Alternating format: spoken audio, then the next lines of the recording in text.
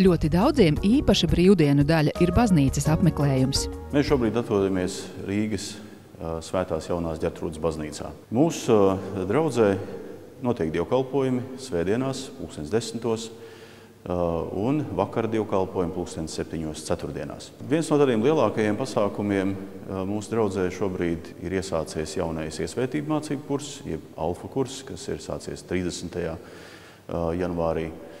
Tas ir tāds mūsu lielākais pasākums, bet līdzās tam ir, protams, arī draudzes ikdienas, ja varētu tā sacīt, pasākumi, kā diakonijas kalpošana, kas ir vairāk vērsta uz tiem cilvēkiem, kas ir kādās vajadzībās. Draudzē mums darbojās arī koris, un tā ir iespēja ikvienam, kas prot dziedāt un kam patīk to darīt, arī šim korim pievienoties. Vēl tādā nesenā pagātnē diezgan aktīvs bija arī pūšamu instrumentu ansamblis, bet ņemot vērā to, ka cilvēki maina dzīves vietas, izbrauc no Latvijas, mēs esam zaudējuši kādus locekļus, bet ja kādam ir prasme spēlēt pūšamos instrumentus, iespēja pievienoties arī draudzes tādam bazūņu korim. Tāpat mums arī draudzē darbojas svētdienas skola. Vecākiem ir iespēja doties uz baznīcu kopā ar bērniem un dievkalpojumu laikā bērnus atstāt svētdienas skolas nodarbībām. Pat mēs arī darbojamies un piedāvājam iespēju jauniešiem tikties.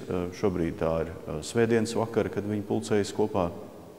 Tā kā mēs mēģinām cik vien iespējams aizsniegt visus cilvēkus dažādās vecuma grupās. Faktiski gan pat lielākā daļa draudzes locekļi ir cilvēki, kas dzīvo nedaudz tālāk, nedaudz ārpus Rīgas centra, ir gan no Mežciem, Purciem, ir pat cilvēki no Baldonas. Tā kā tas tikai nozīmē to, ka ikvienam ir iespēja no jebkuras vietas, ja vien patīk, pievienoties mūsu draudzei.